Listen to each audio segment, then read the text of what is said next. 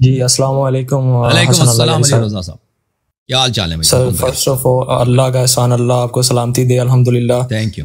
First of all thank you so much for your precious time and it is literally an honor for me to talk to you کہ آپ جیسے ایک قابل انسان اور ایک ایسا علم رکھنے والے آدمی نے ہم جیسے چھوٹے سے آدمی کو ٹائم دیا کہ ہم آپ کے پاس آ سکے اور اپنی گزارشات آپ کی خدمت میں رکھ سکیں. میں خادم ہوں آپ کا بھائی. اللہ آپ کو جزا دے، سلامتی دے. میں دبئی سے بات کر رہا ہوں، اوریجنلی میں پاکستان سے ہوں، ویسے میں اس ٹائم دبئی میں ہوں. سر کافی عرصے سے آپ کو سن رہے ہیں. میں نے خود جو آنکھ کھولی ایک اہل تشیع، ہاف اہل تشیع ہاف اہل سنت فیملی میں کھولی، اور ویسے اوور آل جو میرے ارد گرد ساری فیملیز ہیں وہ اہل تشیع ہی ہیں، لیکن کچھ اپنی ریسرچ اور کچھ اپنی چیزوں کے بعد مجھے شوق تھا، کچھ میں نتائج پہ پہنچا. بہرحال یہ ایک چھوٹا سا ایک انٹروڈکشن تھا. آپ کو کافی عرصے سے سن رہے ہیں. آن دا ادر ہینڈ محمد علی مرزا صاحب جو ہیں ان کو بھی سن رہے ہیں، اور کوشش یہ کرتے ہیں کہ جو صحیح بات ہے یا جو حق ہے اس تک کوشش کرتے ہیں پہنچ سکیں. آپ کی بہت ساری چیزوں نے متاثر کیا اور بہت ساری جو اشکال تھے ان کو دور بھی کیا.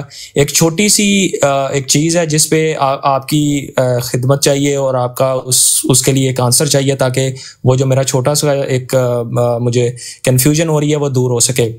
وہ سر یہ ہے کہ مطلب آج تک تو خیر آپ نے جتنی بھی باتیں کی ہم نے دیکھا کہ شاید کوئی اس قابل نہیں بن سکا کہ اس کا جواب دے سکے، لیکن ایک جو بات آپ کی ہے اس کا کسی محمد المرزا کی جانب سے ہی ایک جواب آیا، جو آپ نے فرمایا کہ سر تھوڑا سا مجھے ریسٹرکشنز کے ساتھ بولنا پڑے گا کیونکہ ہم یو ایس میں نہیں اور ہمارے حالات سازگار ایسے نہیں ہیں کہ ہم اس طرح سے بول سکیں، تو اس لیے انہوں نے بتایا کہ حضرت عمر کا جو آپ نے ایک بات بتائی کہ جب انہوں نے اسلام قبول کیا اور وہ ایک کافر کے گھر جا کے چھپ گئے، اور جب کہ آن دا ادر ہینڈ اہل سنت والے کہتے ہیں وہ بڑے بہادر اور اینڈ آل دیٹ یہ سب کچھ تھا.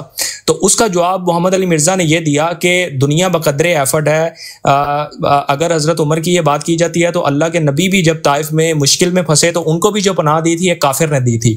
تو یہ حسن اللہ یاری کا کلیم کرنا کہ حضرت عمر کو ایک کافر نے پناہ دی اور یہ ان کی بریوری ثابت کرتا ہے یا نہیں کرتا، یہ اہم نہیں ہے. تو یہ کائنڈلی تھوڑا سا اگر اس کو کلیئر کر دیں. وہ حدیث اسلام ہے عمر ہے نا، اس میں کافر جو آیا تھا جس نے عمر سے ملا تھا، اس نے عمر کو پناہ دی ہے، وہ ہے عاص ابن وائل، اور وہ وہی شخص ہے جو نبی صلی اللہ علیہ وسلم کو گالی دیتا تھا، اور اس نے عمر کو اجازت دی ہے کہ تم مسلمان بن سکتے ہو. تو پھر عمر کہتا ہے کہ جب اس نے مجھے اجازت دی ہے تو پھر میں ایمان لایا ہوں.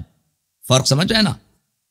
عاص ابن وائل وہی ہے جو ان شانئک هو الابتر، سورہ کوثر میں ان شانئک هو الابتر ہے نا، جو رسول صلی اللہ علیہ وسلم کو گالی دیتا تھا، ان کے متعلق حج لکھتا تھا، اشعار لکھتا تھا، وہ گالی کے اشعار.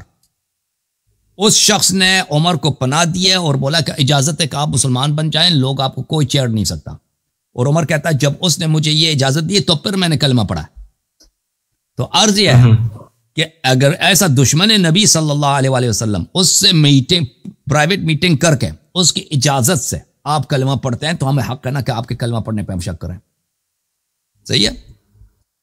اگر کوئی ایسا نیوٹرل آدمی ہوتا نا جو دشمن نبی صلی اللہ علیہ وسلم نہیں ہے، جو دشمن نہیں ہے، وہ آپ کو مطلب کہہ دیتا ہے چلے آپ کو کوئی چھیڑ نہیں سکتا بھائی، پھر بھی وہ یہ ہے کہ بھائی آپ اس کی وجہ سے کلمہ نہ پڑھیں کہ اگر وہ آپ کو پناہ نہیں دیتا تو آپ کلمہ نہیں پڑھتے، ٹھیک ہے؟ لیکن آپ کا کلمہ پڑھنا ہی اس کی وہ پناہ دیتا ہے تو آپ کلمہ، وہ اجازت دیتا ہے تو اگر آپ کلمہ پڑھتے ہیں تو واضح بات ہے کہ آپ کفار کے جاسوس ہیں. وہ آپ کھل کے نہیں بتا رہے نبی صلی اللہ علیہ وسلم کو وہ دشمن جو نبی صلی اللہ علیہ وآلہ وسلم کے سب اصحاب کو وہ ستاتا ہے، مارتا ہے. نبی صلی اللہ علیہ وسلم اس کا کام یہ ہے کہ نبی صلی اللہ علیہ وسلم کے متعلق وہ افواہیں پھیلا دے، ان کے متعلق جھوٹے اشعار کہہ دے، ان کو گالی دے دے. تو اس کا مطلب ہی یہی ہے کہ وہ اگر اس کے حکم سے کوئی مسلمان بنتا ہے تو ان کا جاسوس ہے، نہ یہ کہ واقعی وہ مسلمان ہے. سمجھ میں آ رہی نا بات آپ کو؟ جی سر، گزارش یہ ہے کہ اب جو آپ نے کہا بالکل صحیح کہا، میں ایگری کرتا ہوں اس کے ساتھ. گزارش یہ ہے کہ جب آپ کی میں یہ بیان سن رہا تھا تو اس میں آپ نے یہ فرمایا تھا کہ حضرت عمر کو لے کے آپ نے یہ بات کی تھی کہ جن کو اہل سنت والے کہتے ہیں وہ بہت بریو ہیں، انہوں نے اسلام قبول کرنے کے بعد ایک کافر سے پناہ لی.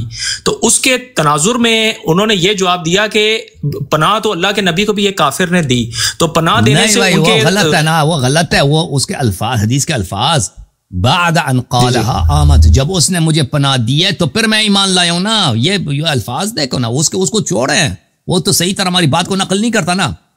جو وہ میرے الفاظ کو نقل کرے پھر اس کا رد پیش کرے نا.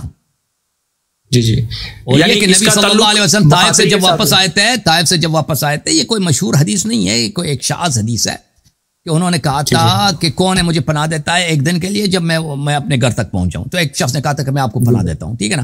تو یہ اس زمانے میں رسم تھا، وہ ایک دن کے لیے آیا تھا، ایک دن کے لیے تھا، اور وہ کوئی دشمن نبی صلی اللہ علیہ وسلم نہیں ہوا ہوگا، کوئی دشمن اسلام نہیں ہوا ہوگا. تو بات یہ ہے کہ ایک شخص جو نبی اور کبھی یہ شخص خود مسلمان نہیں ہوا، عاص بن وائل کبھی خود مسلمان نہیں ہوا. اس کے سب مسلمانوں کا یہی قول ہے کہ ان شانئک هو الابتر، یہ اس کے متعلق ہے، جو یہ نبی صلی اللہ علیہ وسلم کو گالی دیتا تھا.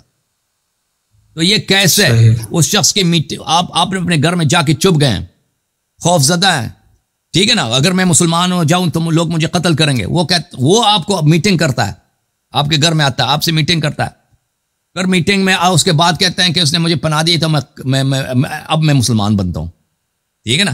تو بات یہ ہے کہ اس نے، یہ تو آپ کہہ رہے ہیں کہ اس نے پناہ دی تو میں مسلمان بنتا ہوں نا.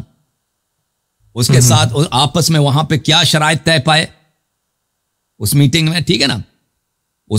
کیوں ایسا دشمن نبی صلی اللہ علیہ وسلم آپ کو اس طرح پناہ دے رہا ہے اور آپ اس کو انکریج، آپ اس کی اجازت سے آپ مسلمان بن رہے ہیں. اوکے، تھینک یو سر، اللہ آپ کو جزائے خیر دے. Okay, good bye.